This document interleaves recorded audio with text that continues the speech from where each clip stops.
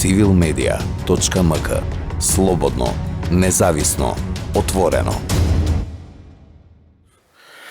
Сакам да кажам дека и мене ми беше тешко и мислев дали да доаѓам, дали не, овдека, бидејќи поминаа 10 години откако се заврши тој процес и 3 години како се смени власта. Меѓутоа, некои големи битни промени не се случија. Умеѓу време јас сум подпредседател у Комитетот за правда, каде што направивме повеќе состаноци со обиди да укажеме на сите овие состојби, но не треба да престанеме. Се премислив и дојдов заради тоа што помислив дека не треба вакви работи да се заташкаат и да се стават под килим, бидејќи даваме многу лош пример за генерациите што се после нас, кои што фактички Македонија станува лошо место за живење, доколку не се донесат промени, корените промени во правосудниот систем. Значи, 2010 година, некаде може да беше втора, трета акција, првите од 2009 беа како некој пробен балон да видат каква е реакцијата, предпоставувам. Режимот удри на сите, на интелектуалци. Почна со докторите, заради тоа што докторите се прилично самостални како фела, поради тоа што завршиле еден голем обемен факултет, поради тоа што знаете во светот секаде ги ценат прилично солидно и еден важен момент е што они се чувствуваат посигурни заради тоа што може да најдат работа се уште некаде по светот. Овој голем факултет го ценат било каде да се најде човек, ќе најде некоја екзистенција. Но апсењето беше у принцип во главном за да се уплашат докторската фела, да се направи задоволство кај широките народни маси, претежно оние кои што не размислуваат продлабочено, и да се направи маркетинг на самата партија на власт во тоа време, но едновремено и да се заташкаат некои збеднувања, поради тоа што нашето апсење се случи, да речеме, 2 дена после интерпелацијата на министерот Михајло Маневски од тоа време. И веројатно и заради претходната година, која што не беше многу успешна со Букурештанскиот самит.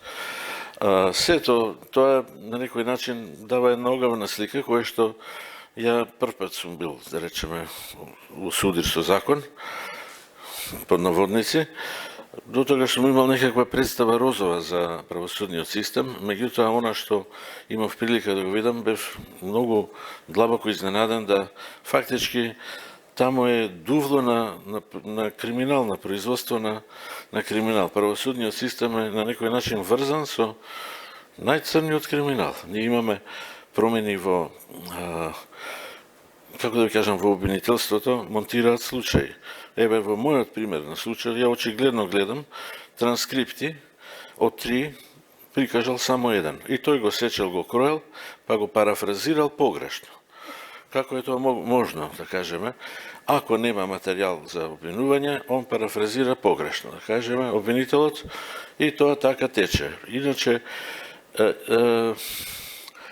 осуден сум у предмет, каде што се работи за еден случај, кој што не ни добил пензија, психијатриски случај, кој фактички комисиите за... Јас сум бил член на комисија за инвалидски пензии и председател на таа комисија, и фактички кога се работи за психијатриски случај, во главном двајца психијатри тие одлучуваат дали е вред или не е. Меѓутоа, овој случај воопшто не ни добил пензија. Не се работи од времето кога сум бил ја во таа комисија, но се работи од време кога не сум бил во комисија, обичен доктор сум бил. Некој наод имал од мене, со кој што ништо не постигнал. Фактички не постоеше ни кривично дело, ни материјална штета, но ја бев у притвор 512 дена. Како да ви кажам, тоа е прилично долго време, од кои 6 месеци помина во истражниот затвор шутка, другото време бев на домашен притвор. И едното и другото е апсолутно непријатно. Секако дека шутка е понепријатна истражниот затвор, ги елаборираше Рамковска состојбите какви се таму. Можам да додадам дека дека е па тоа е очајна ситуација за интелектуалниот човек да ставиш у таков кафес. Прво се врши морална ерозија на личноста. Ако не е јака личност, може многу лесно да пропадне. Второ, она што е трагично, таму се функционира на принцип дај минати, телефони имаше по собите кои што не ги продавале, да кажем, службениците од таму, известно време, па после тоа повторно ќе го соберат, па пак ќе платиш, пак имало телефон. И сакам да кажем, најтешко ми паѓало тоа што кој ќе разговарам со син ми, кој што имаше само 5-6 години тогаш, редовно ми плачеше по телефон, кога ќе се вратиш, го лажев дека сум во Америка, дека авионот се расипал, меѓутоа секој ден иста приказка, стварно психички тоа најтешко ми паѓало. Еве, јас сум доста чврст, ние докторите сме, знаете како малце и од самата работа станат и по-тврди, ама некои моменти се стварно огавни. Ова што го спомна за средбите со фамилијата или предолго чекање, некои чудни моменти, си викаш, па уште не сум ни откривен. 3 месеци чекаме обвинителен акт. Обвинителниот акт е чиста копија на тоа полициската записка што било у првиот момент у судница која сме биле, каде што пишува на неопределен датум, во неопределено време, некој некому ветил дека за одредена корист, парична, ќе му завршил да се стекнал со правото за пензија. Пазите, ни време, ни место, ни кој што. Треба да енергија употребиш да растумачиш што сака да кажи со овој акт некој. Или испрашувањето се состоеше дали го познавате лицето од обвинението, некој си одреден човек, кој што, ја кога прашав што бил тој опериран човек, пациент, нешто, ми рече пациент, а кога бил на преглед некаде пред 2 години, од денот на кога сум уапсен. Тоа знаете како е, како да ме праша некој пред година и пол на одреден датум, што сте доручкували, ако може да се сетите, така некако доаѓа. И фактички тоа беа режимски подредени судења, каде што обвинителот само повторува тоа од полиција што ќе добие записка. Слушнавме, не ми се веруваше просто, ја одев како на другите состаноци што ги бевме организирале и неверојатно што се појавиле и сведоци од полиција кои што сака да потврдат како тоа идело монтирањето. Така да сега сум убеден дека сето тоа монтажа било и дека фактички не ми е јасно од една страна, како да ви кажам, додека седевме во истражниот затвор, се случи да тогашниот министер Михајло Маневски смислил да ги осовремени малце затворите и ни ставија внатрешни блокатори у самиот ходник, блокатори кои што зрачат огромна енергија за да направат блокада на телефоните, а на толкова близина не смее да има такви блокатори. Претходните блокатори заради штетност се ставени некаде кај оградата, меѓутоа под мотивација дека сметале на околните населени куќички, решиле да стават уште еден систем на вакви апарати што ќе сметаат и комуникација и исто беа ставени камери. Кога прочитавме у весник колку пари потрошиле за апарат што е равен на некој рутер и камера, искочи како целиот ходник да го наполниш автомобил до автомобил, сите ходници да ги наполниш со автомобили паркирани по цела нивна должина, толку пари потрошил. За камерите, за не знам што, од една страна нас не обвинуваат за нешто потпуно недокажано, дали јас сум дал вистинита медицинска документација или не, а при тоа воопшто не прават судско-медицинско вештачење. Така да, тоа е јасно дека за македонското судство не треба многу да зборуваме и да се чудиме. Доста се само 2 примера. Едниот пример е кога некој судави у кофа 2 кила вода, во затвор и го крстија самоубиство. Тоа е типичен пример кој што го учат у судска медицина студенти дека е неизводлив и дека не може да биде самоубиство. Рефлексите и нагонот за преживување се посилни од ова желба танатус нагон се вика стручно за самоубиство. И имате и други примери. Имаше некој со друг новинар како ги убивал жртвите, па Боже му весник пишувал. Што да кажам, многу има примери кои што кои што апсолутно се за да се фати човек за глава како е тоа функционира, а да не збориме уште повеќе во имотно-правните односи кај денационализација, национализација и тука има едно чудо, предмети што ги читаме секој ден преку весници. Така да елаборирана е ситуацијата. Ние сме зборувале многу пати на истава тема и сметам дека до сега само 2 случаја се ревидирани, повторено процесирани во Македонија. Мислам дека беше тоа Сопот и уште еден случај. И едно интересно што кога ќе се случи некакво отргнување од казна, никој понатака не се интересира добро кои луѓе доведоа до оваа хаварија. Дали тие сносат некаква вина. Тоа апсолутно се заборава. И сметам дека е катастрофа ако не се изврши промена во оваа мала држава во правосудниот систем и тоа коренита промена. Тука кога ќе кажам правосудниот, мислам и на судство, и на суди, обвинители, но и на органите од МВР. Некои служби кои што очигледно не функционираат како што треба да функционираат. Него сосема тука постои криминал и тешка злоупотреба на службената положба и овластување. Ондак ценам дека ако не дојде до ваква работа, ако се тура под тепих сето тоа до сега што е сторено, кај народот владее или апатија, која што се шири, или постои и внатрешна сокриена омраза. Не дај Боже нешто ако се случи, ние ќе поминеме бетер него Босански лонец, што беше на времењата во екс-Југославија кога се растураше. Сметам дека правдата и правдината се важни за сите граѓани на оваа земја, независно од која се нација, националност, вероисповест.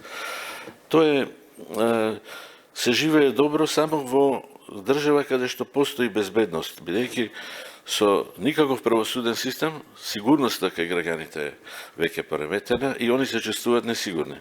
И оно што кажа Богоевски, мислам дека многу млади бегаат токму ради тоа, а ја како родител, еве веќе ќе бидам скоро и у пензија, ама имам можност во некои држави постојат да можам да поработам и како малтамо се може да работиш дека сам чувствуваш дека можеш да работиш. Све би направил да си ги тргнам деца од оваа земја, бидејќи не сакам да живеат од држава каде што постои правна несигурност. Не може тоа така некој намерачил некого и ајде ќе му предизвикува хавари, ќе го држи по шутки. Еден куп, да би кажам, еден куп бракови се растурија од луѓето што поминаа по шутка. Што да ви кажам, тоа се хавари невидени, животни пропали работи. Имаше еден куп луѓе што изумреа, родители на тие што беа лажно обвинети фактички. Пазите, пресудата во метастаза, сите што биле обвинети и собрани во првиот налет, од прв до последен сите завршија во притвор, можда една особа ја пуштија, една женска особа дека не била добра со здравје, во домашен притвор, значи сите завршија со притвор, и на крај сите од прв до последен беа осудени. Па најдобрата полиција у свет, Скотланд Јард, кога функционира некаде или кога бркаат во Италија мафија, па тие што ќе ги приберат ќе најдат некој дека е собран погрешка. Или ќе има некаква разлика. Овдека се одеше сите прибрани, сите осудени со многу чудни пресуди.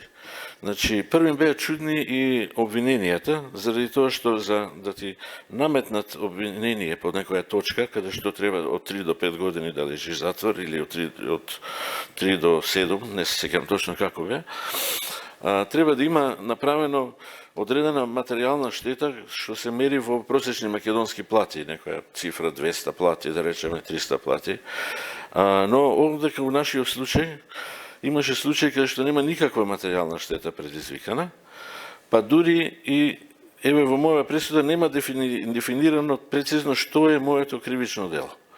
И пак повторно сме пресудени колку за време на притворот. Која е таа пресуда колку за време на притворот? Некој седал 2 дена, некој седал, да речеме, 2 години, колку за време на притворот. И мислам да е тоа нонсенс, се случи Мене првично дали беше грешка или нешто. Првиот суд ме осуди колку за време на притворот во Шутка, како да изумја дека имав и многу домашен притвор.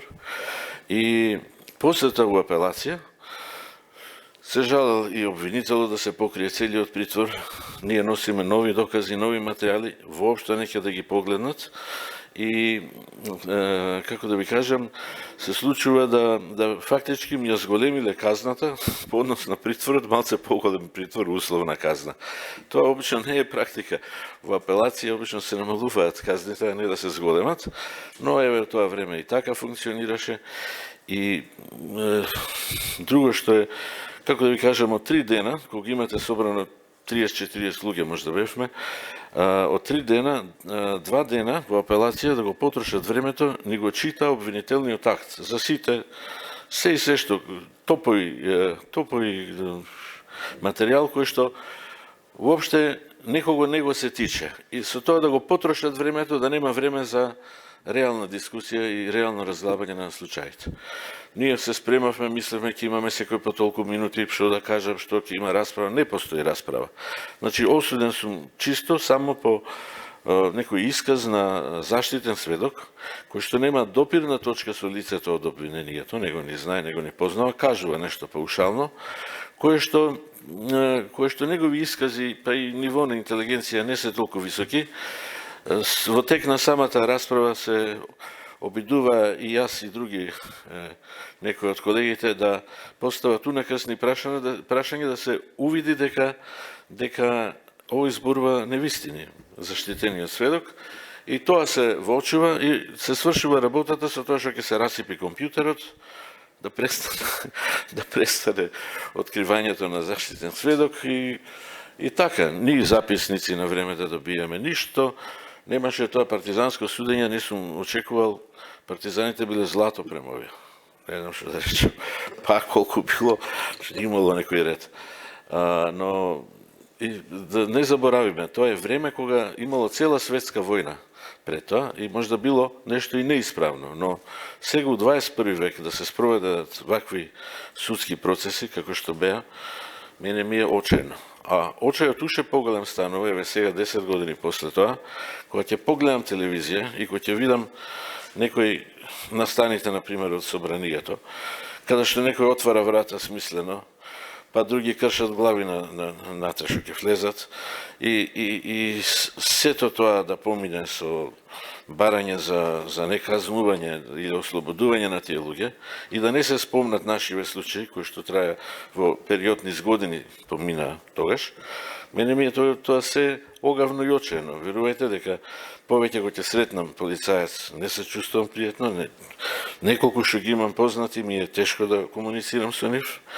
Ондак, кога ќе некој што има луѓе од правосудниот систем пријатели, прилично сум ги дистанцирал, заради тоа што ценам дека тоа не било задружење, заради тоа што не функционираат исправно. Јас сум кажал пример да ние во здравството функционираме како овие во правосудниот систем, а верувајте, ако дојдат 10 човека во болницата, 7-8 умрени ќе искочат како ништо. Значи, мора професионалноста да биде задржана максимално, односно тие се суптилни министерства, суптилни институции, кај што треба безпрекорно да биде нешто коректно. Идеално не може да биде никој пат, но треба да биде тенденција да нема вакви случаи повеќе во иднина. Тоа сакав да кажам. Во главном сметам дека ако не се ништо донесе промена во правосудниот систем, дека тоа ќе биде пропаст за земјава, ќе ги видат последиците покасно. Ќе се случи нешто што ќе се случи, ќе има, ја мислам дека нема да постои цела држава, да ви кажам искрено. Многу од сите тие што сме биле по вака прошетани по судски затвори, ако дојде да кажеме, например, попис, сите викаат, ја не ќам да бидам повеќе македонец, ја се срамам да бидам македонец. Едноставно неам зашто да ја чувам оваа држава, ако таа мене волку не ме цени. Значи, беа апсени професори, беа апсени доктори, беа апсени некои други интелектуалци, па новинари имаше, па што немаше, и ако вака треба да заврши цела ова работа, да затачкаат све, верувајте, ја искрено оваа држава не ја признавам. Ова нема елементи на државност, бидејќи фали една власт. Таа е независната, најважната, што треба да е коректив на другите две власти. И ако таа власт фактички не функционира или функционира погрешно, ние не сме направиле ни попис никаде во земјава, па што сме ние? Само поднебие некој нерешено, нерешен случај. Така да ценам дека тешко ќе опстане заедницата. Тоа е тоа. И жал ми е, малце тешко ми доаѓа кога се евоцирам на овие спомени, меѓутоа точно и тоа дека сме опчинети со овие проблеми. Толку ли е тешко да се повтори еден судски процес, ја не можам да разберам. Што е тоа толку тешко? Ако треба ќе го платиме сами. Ако сме криви, нека лежиме повеќе у затвор. Имам еден предлог, сакам малце да прочитам. Имам предлог да се донесат закони, предлагам. Значи закон за да нема неосудивост на суди и на обвинители. Значи, мислам дека кај нас сега, дека они се заштитени како бели мечки, да ништо не може да им се случи. Јасно е дека ќе се понашаат баханато во ваква ситуација. Значи, такви закони, ја не сум правник, не можам многу добро да се изразувам, меѓутоа околу суди и обвинители, па и полицајци, да може да се ревидира нивната работа и не само внатрешна контрола, внатрешната контрола е нешто кај што ќе се обидат секако да се заштитат меѓу себе покрај тоа нешто што ќе биде направено погрешно. Туку малце да се внесе кај судиите, поготово и кај обвинителите, и надворешен странски мониторинг. Да не биде само комисија директно од оваа земја, него да биде мешана комисија од друга. Како кај нас, кога докторите нешто ќе треба да оперират некој важен човек, државник, после некаква несреќа, викаме странски доктори со нас, истото да се повтори оваа држава. Нема ништо да ни падне шанот на... Не знам како ви кажам, зашто да. Тоа се луѓе, јас добро знам кои луѓе отидоа на правен факултет, значи имаше и многу вредни и способни и одлични, и углавном тие останаа некаде на факултетот како професори, но имаше и многу други кои што едва и проваѓаа низ гимназијата и голем дел од нив ги познам денешно време како некои видни, важни судии. Пазите. Оно што како да речем, ако не може да комуницира со странските суди, слободно, нека си викне и преводач, па се што ќе работат, нека работат заедно со преводачи. Не можам да сватам дека толку важни места држат позиции и се понашаат така своеглаво да може да ти држи предмет година дена у фјока или нешто друго. Сепак треба да се ревидира ова. Ако кој да дојде власт, значи не е важно, јас не го зборувам ова за реваншизам сега на одредениве. Значи и други, и трети утре што ќе дојде, треба да имат средено судство. Овој систем мора да се среди. Ние и избориве ќе дојдат, и се во тек, но од некои ветувања и побарувања од Европска унија што не ги бара, не ги стигнавме да ги завршиме. Меѓутоа, ценам дека едини спас за земјава е ако што побрзо се приклонат кон државите кои што имат среден правосуден систем. Civilmedia.mk. Слободно, независно, отворено.